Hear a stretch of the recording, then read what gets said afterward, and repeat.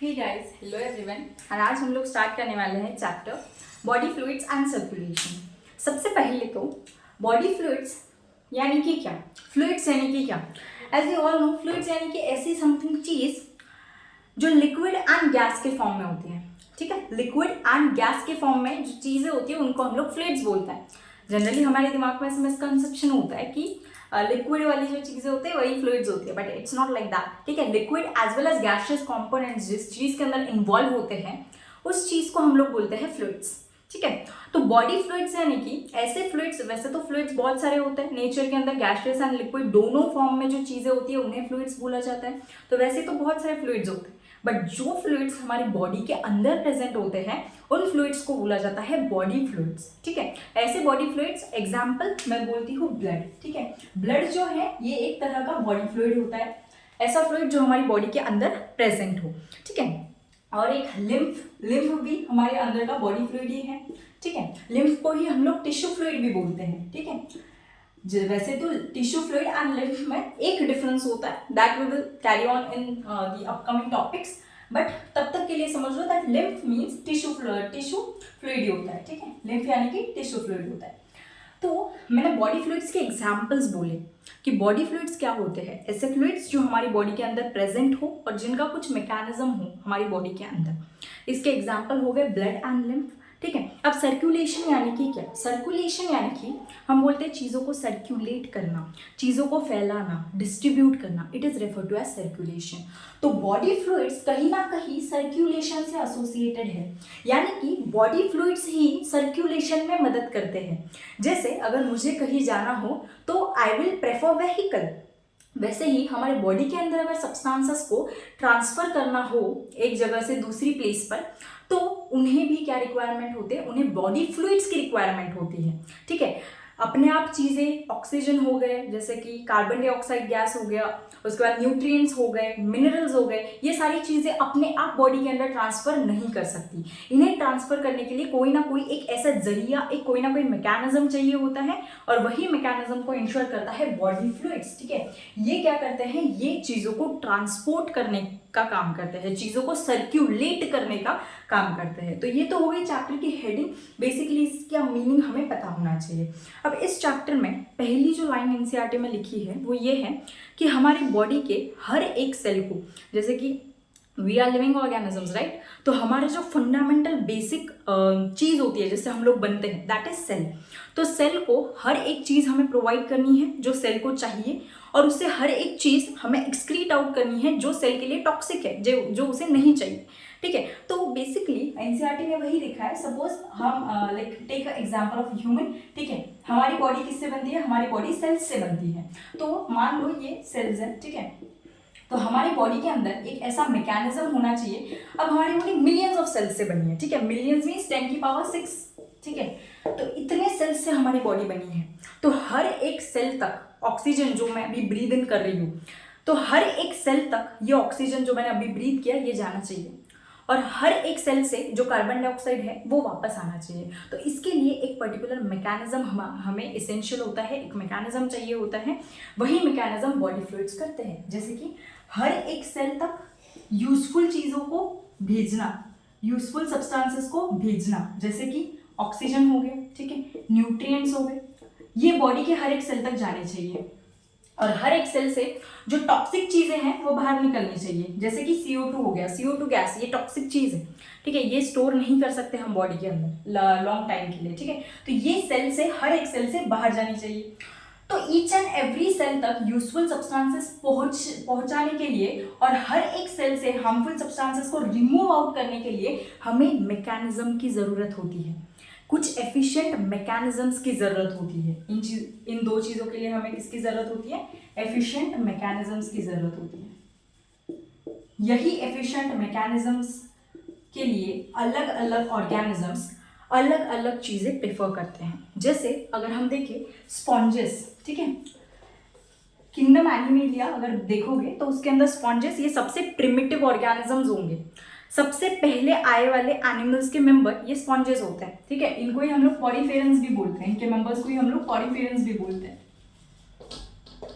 तो जो पॉरीफेरा के मेंबर होते हैं, ठीक है, जो स्पॉन्जेस होते हैं, ये क्या करते हैं, ऐसी चीज़ के लिए अभी इनकी बॉडी जो होती है ना वो बहुत प्रिमिटिव होती है, पहले डेवलप की होती है, तो इनकी बॉडी में ऐसी कोई सिस्टम नहीं होती, ठीक है, जिस सिस्टम से मतलब ऐसे जैसे हमारे इसमें सर्कुलेटरी सिस्टम होती है, ये चीज़ों को करने के लिए हमारे बॉडी के अंदर सर्कुलेटरी सिस्टम होती है।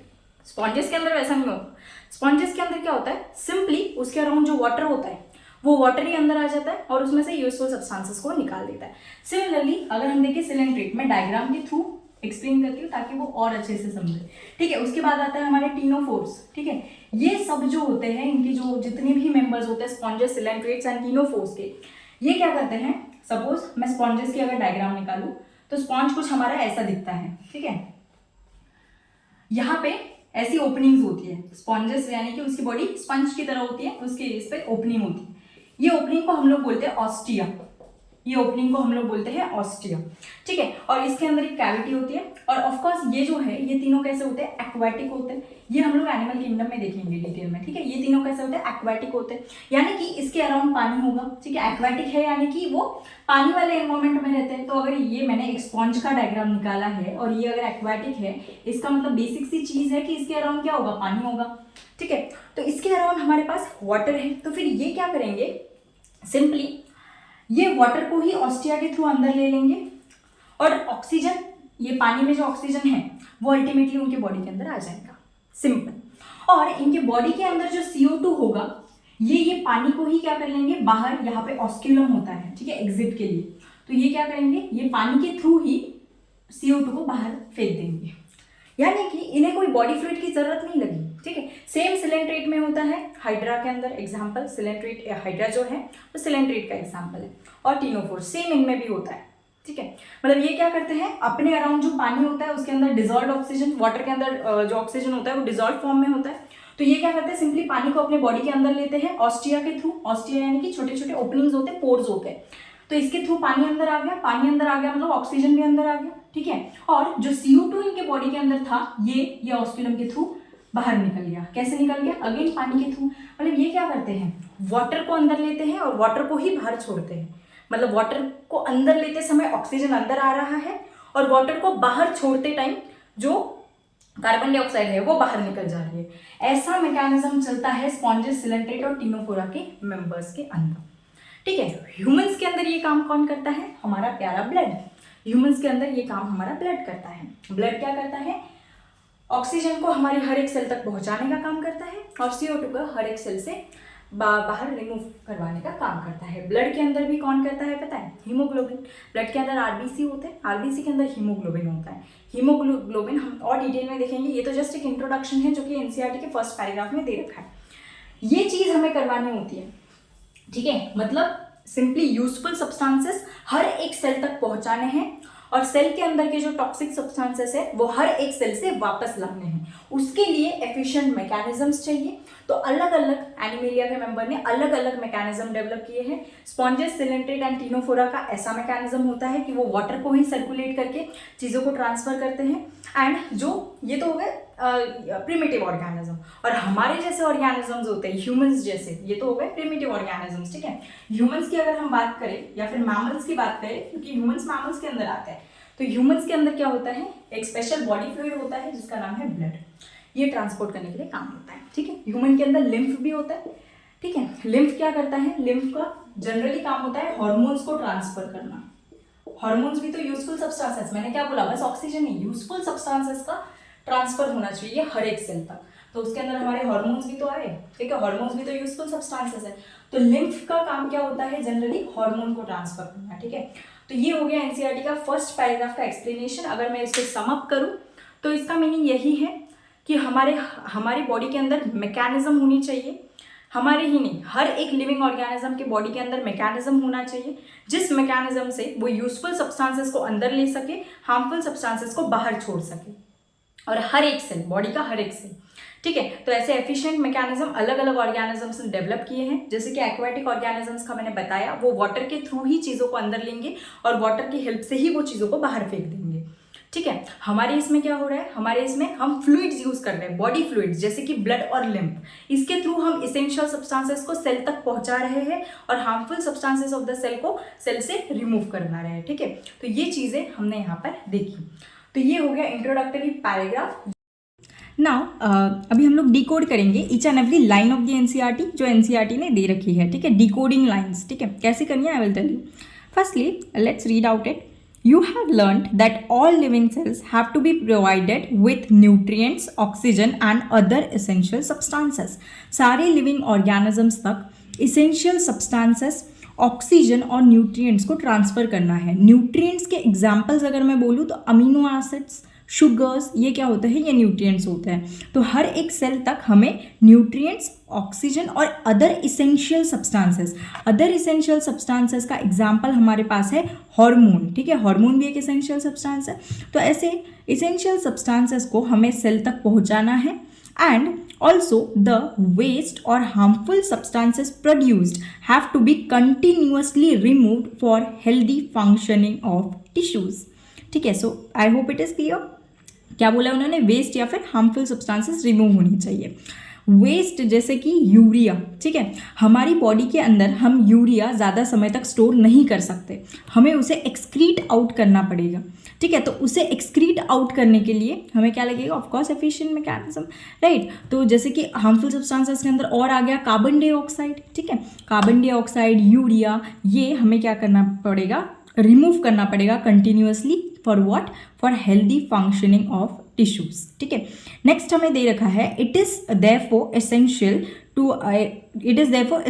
To have efficient mechanisms for the movement of this substances to the cells and from the cells. Useful substances cell तक जाएंगे एंड हार्मफुल सब्सटेंसेस सेल से आएंगे, that is referred to as to the cell and from the cells. Next, different organisms like sponges and coelenterates, sponges यानी कि Porifera के members, ठीक है।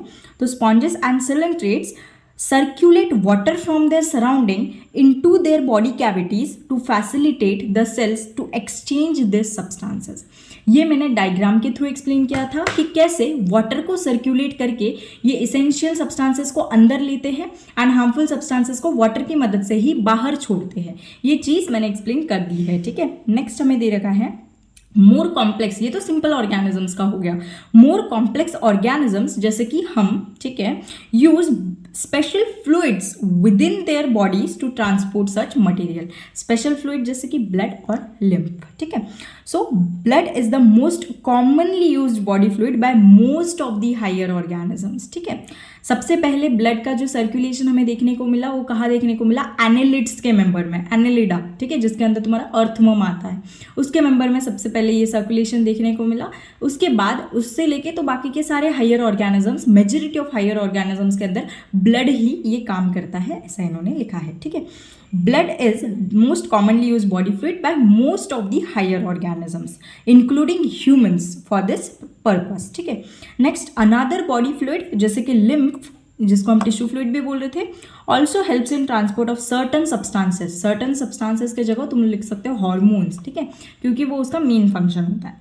Certain substances like hormones. Next, in this chapter, you will learn about the composition and properties of blood and lymph bracket में है tissue fluid and the mechanism of circulation of blood is also explained here. तो इस chapter के अंदर हम लोग इन चीज़ों के साथ डील करेंगे, ठीक है। तो ये हो गया हमारा बेसिकली इंट्रोडक्टरी पैराग्राफ जो मैंने एक्सप्लेन किया and I have also read out over here, जिससे मैं एनसीईआरटी का थोड़ा थोड़ा जो वर्ड्स होते हैं इंपॉर्टेंट वर्ड्स उसको डिकोड कर सकूँ। So I hope you like the video.